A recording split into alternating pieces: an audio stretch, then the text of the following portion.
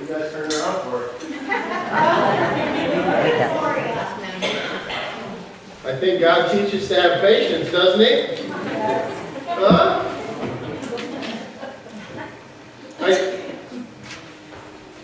Ready to hear the funny thing? Guess what we're going to talk about today? Waiting. Waiting. See, we hate to wait, don't we? I was watching you guys after about 10 seconds of me not being in here when you thought I should be in here. The head started to turn going, where is he? Where is he? He's supposed to be up there already. He goes up there when the worship team's done. Where is he? Where is he? And then 15 seconds turned around and people started turning to the person. Like, and a few people even got so impatient that their head turned all the way around to see if I was by the back door. And that's when I knew it was time to come in. We hate to wait, don't we? Who here's been cooking macaroni and cheese and the water's just not boiling fast enough, so you pour that macaroni in there before the water's boiling? Right? We hate to wait. You know that person that you're following in the car and you're at a red light and they hate red lights so much that they came to a stop and then all of a sudden their car goes. And you're sitting behind them going, they're going to be in the middle of the intersection. Right? You have anybody like that? Or how about the person that doesn't think God's looking at them and they're like, hey, no one's around, I think I'm just going to go. Red light's got nothing on me. We hate to wait. We hate to wait. Raise your hand if you have a spouse that you have to wait for all the time. No, don't raise your hand. I'm just kidding. My wife's looking at me like, you better not go there, boy. So early on in our marriage, our number one fight was about how long I had to wait for her. It's true. We started to go to church early on in our marriage, and church, I can't remember what time church started, 10:30, I think we left about 10 o'clock, and I said, you need to be in the car by 10 o'clock, or we're going to be late. We got there like 20 minutes early every week. So 10 o'clock would roll around, and I would go sit out in the car, I would start it up, and I would start rolling it down the driveway. And then I would start calling her, like, hey, are you almost ready? Hey, I'm waiting for you. Hey. And she goes, you are not helping me get ready any faster.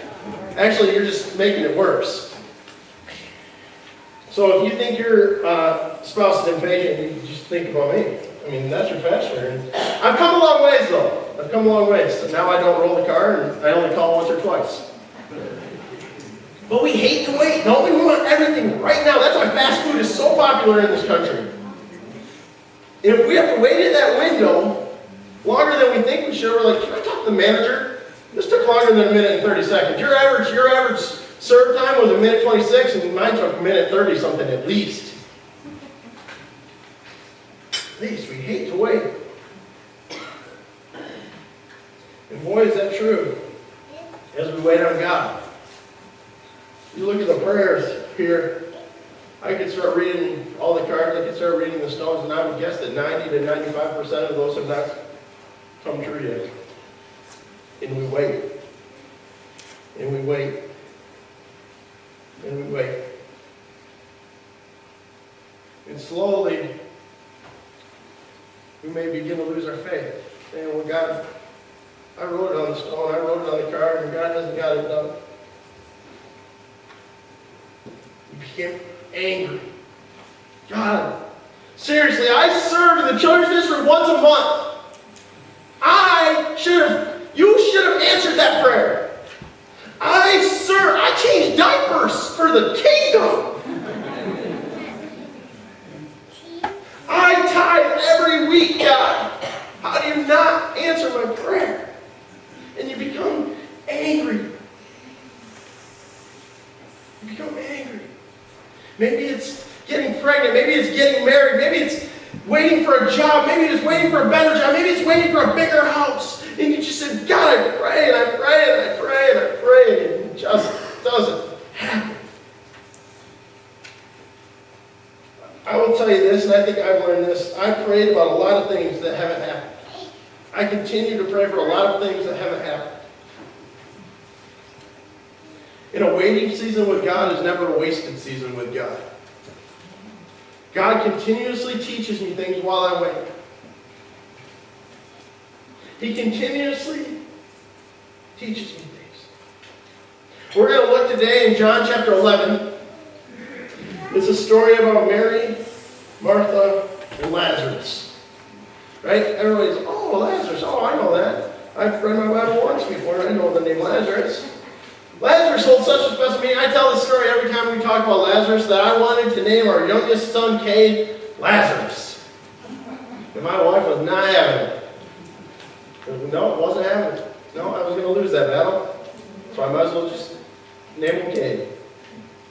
No, we always have a process in our five kids, right? How do you name 5 kids? Some people struggle to name 1 kid, right? So how we did it is we made lists and we gave each other the lists. So privately we made our list, we wrote down our names. Then we turned it over to the other person and we saw if we had any names that matched. And I think like 4 out of 5 of our kids, we didn't have any names that matched on the first crossover. Well, Lazarus is a guy that I will always remember in the Bible, no matter how many times you read it or how many stories you hear about him. But the relationship is so important in this story. The relationship Mary and Martha have, the relationship that Mary, Martha, and Lazarus has, the relationship that Mary, Martha, Lazarus, and Jesus have is probably the most important relationship to understand. I mean, that Mary and Martha, that relationship with Jesus was so strong that they had Jesus in their home for food, for dinner. Right? You might remember that story where Martha said to Jesus, Jesus, say something to Mary. Tell her to get in the kitchen and help me. She's doing nothing. Right? But you understand those people in your life that you have those relationships for, where you invite them over for dinner, where you eat with them, where you're like, hey, we're gonna make lasagna. Come over to my house, have some lasagna. Right? You guys don't like lasagna like I like it, obviously. But that relationship was so strong. That relationship was so strong. And then John chapter 11 starts, verse 1. Now a man named Lazarus was sick. He was from Bethany, the village of Mary and her sister Martha. So the sister sent word to Jesus, Lord, the one you love is sick. The one you love. The one you love is sick. Is sick.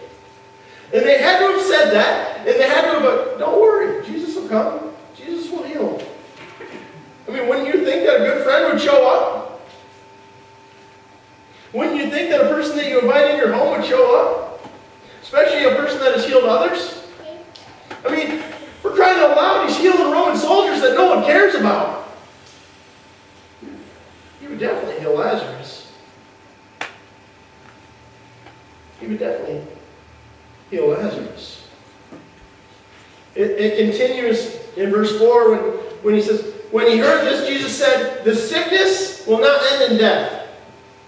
No, it is for God's glory, so that God's Son may be glorified through it. The sickness won't end in death. And we, being familiar with the story, we might go, well, yeah, we know that because we have the scripture. We know that it didn't end in death. But Mary and Martha didn't know that. Mary and Martha, when Jesus said, well, it's not going to end in death, they had to have thought, oh, he's going to come visit him. He's going to heal him. Right? They saw that as a promise.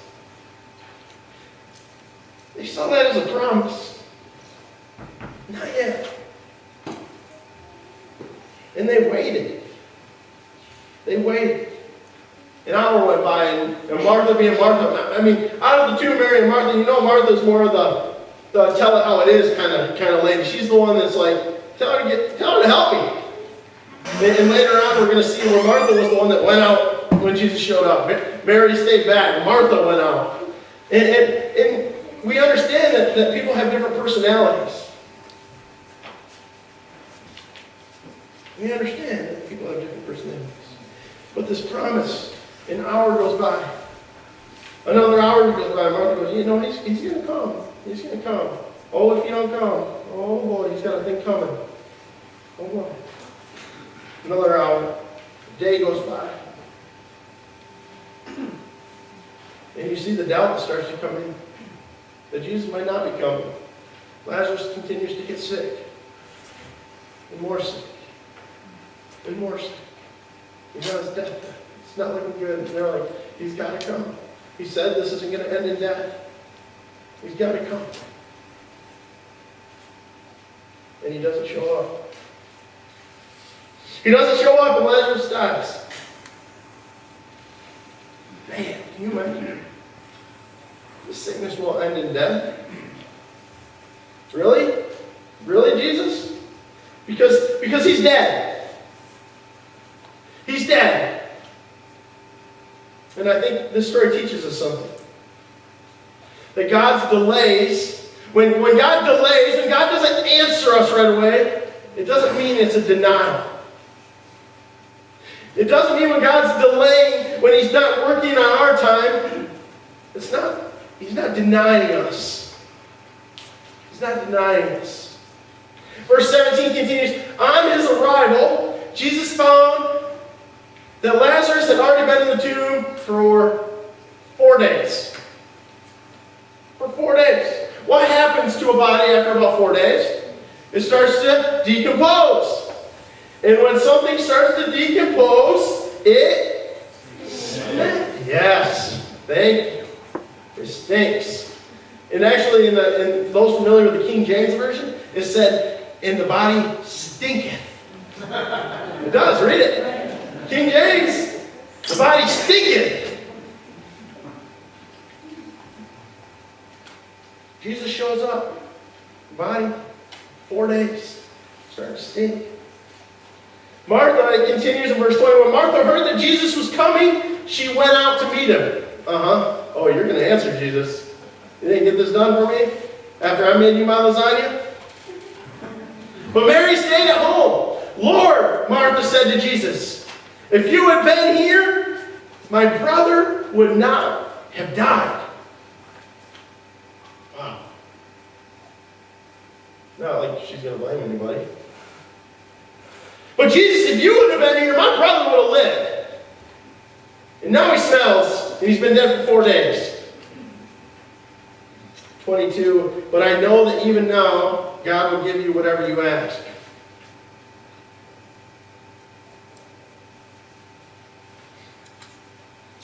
Have you ever wondered what life would be like if God always met your expectations? God always met your expectations. If God always met your expectations, He would never have the opportunity to exceed your expectations. What would life be like? Because our expectations would only get higher. Our expectations would only get more demanding. And we would never be satisfied. Verse 23, Jesus said to her, your brother will rise again. Oh yeah, sure he will. I know. Because you say that everybody will rise again on the resurrection. Like, duh, Jesus. Martha answered, I know he will rise again in the resurrection at the last day. Jesus said to her, I am the resurrection and the life. The one who believes in me will live even though they die. And whoever lives by believing in me will never die. Will never die.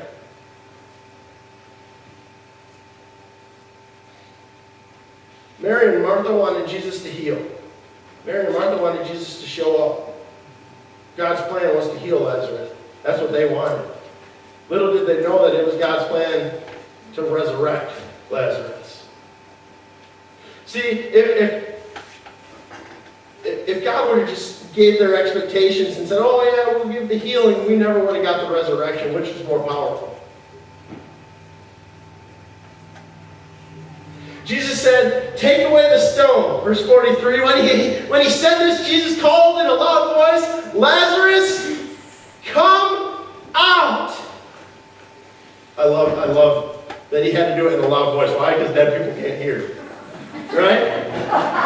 Right? Roll away the stone, he's like, Lazarus, come out! The dead man, in verse 44, it says the dead man came out.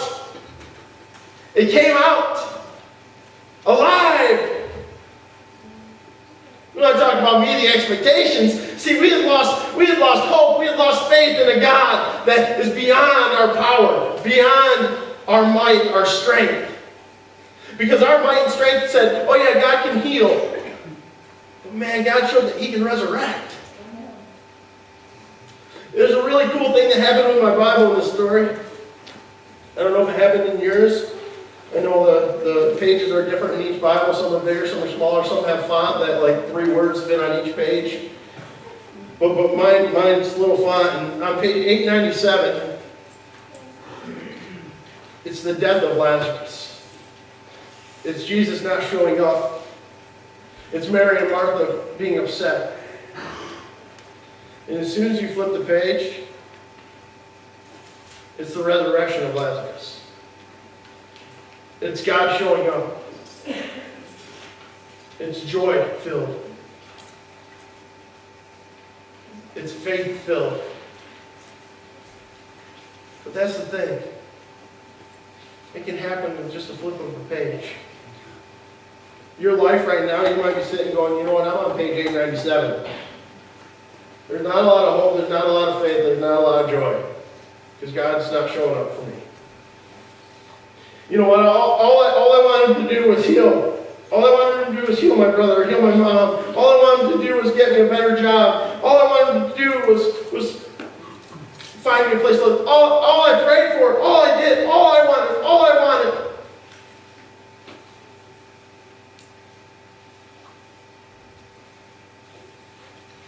And then you flip the page. And you didn't see what God was doing. When all you were saying is all I want. All I need. See, what God was doing was way more than that. Way mightier than that. Way stronger than that. You remember a few weeks, maybe months ago, I can't remember how long ago it was when I said, you know what, it's that you're blind and you don't see that God's backdooring you. He's doing things behind the scenes that you don't even see, that you can't even imagine. And when they come, you're like, wow, this plan's a lot better. Wow, this worked out pretty good. God must know what He's doing. Who had the person in 5th grade that they were pretty sure they were supposed to marry? Who had that person in like 9th and 10th grade that they were pretty sure they were going to marry? You know, they prayed and they were like, God, I need to marry that person. If you do one thing in my life, have me marry that person.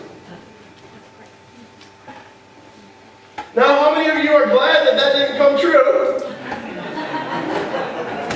And if you're not sitting with that person right now, the answer would be yes, you're happy that didn't come true. See, you look back, and you look back and you go, man, if I had my way for everything that I pray for, my life would be a mess. If I had my way, and I got everything that I wanted, that I prayed for, every single time I prayed for, man, my whole life would be a disaster. I would have 47 wives.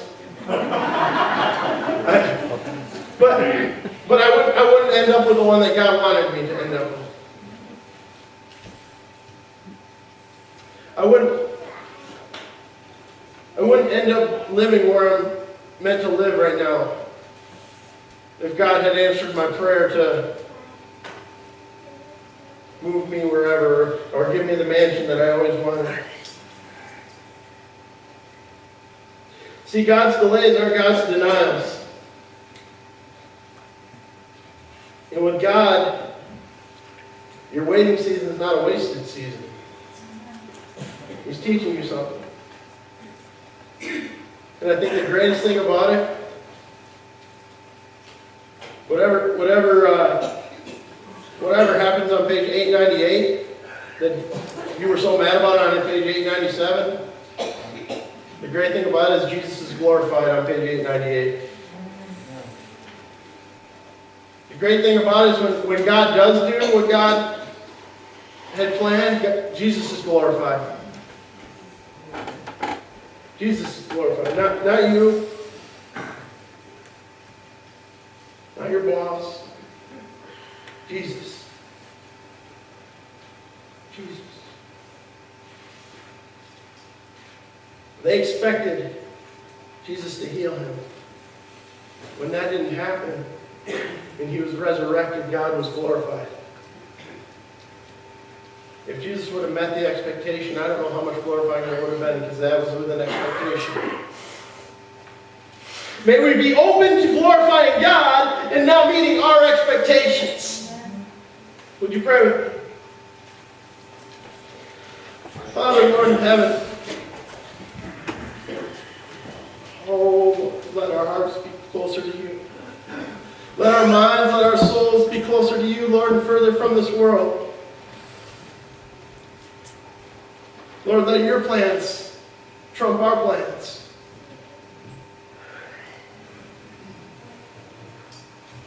Let your will be done, not our will be done.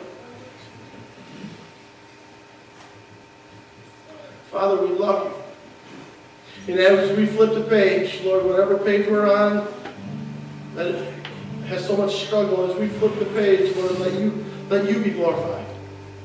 Let our joy and our love for you glorify you.